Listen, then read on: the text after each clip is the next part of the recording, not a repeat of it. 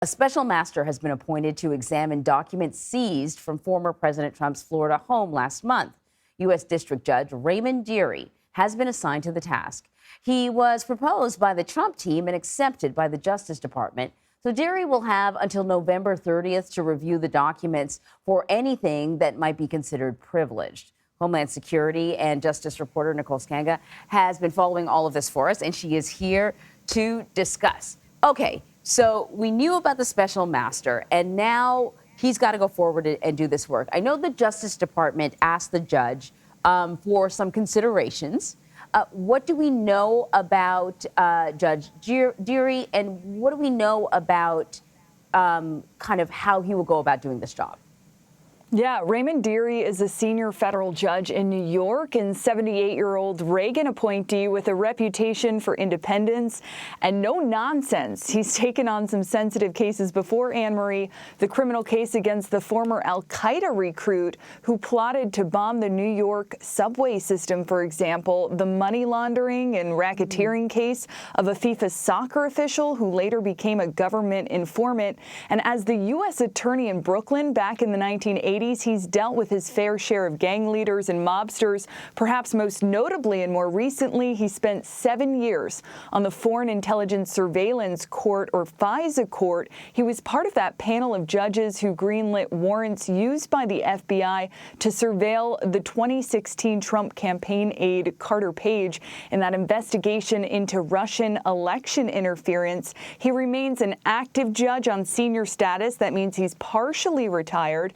And the decision to appoint him came, as you mentioned, after the former president's legal team threw his name into the hat and DOJ endorsed that pick. Now, Anne-Marie, many who have appeared before this judge have cited his ability to listen, something that will undoubtedly serve him well in what's sure to be his most influential assignment to date. And that's saying something, just taking a look back at his career.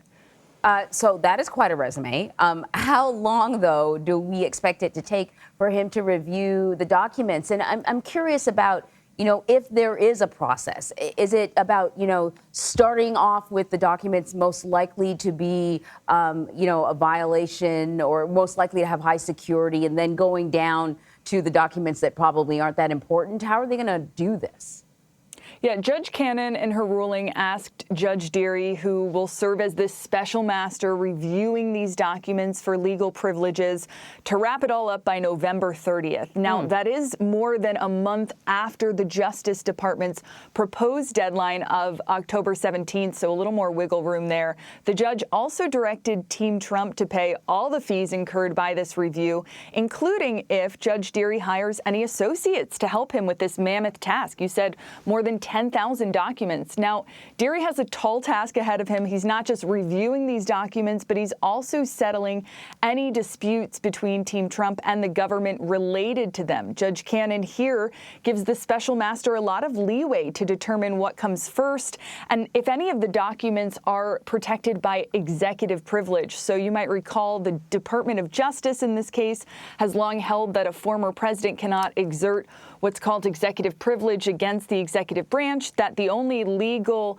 privilege here at play is attorney-client privilege. So he'll be in charge of sorting that all out. He'll also be in charge of deciding whether or not any of Mr. Trump's personal belongings that were seized by the FBI in that August 8th search can be returned to him.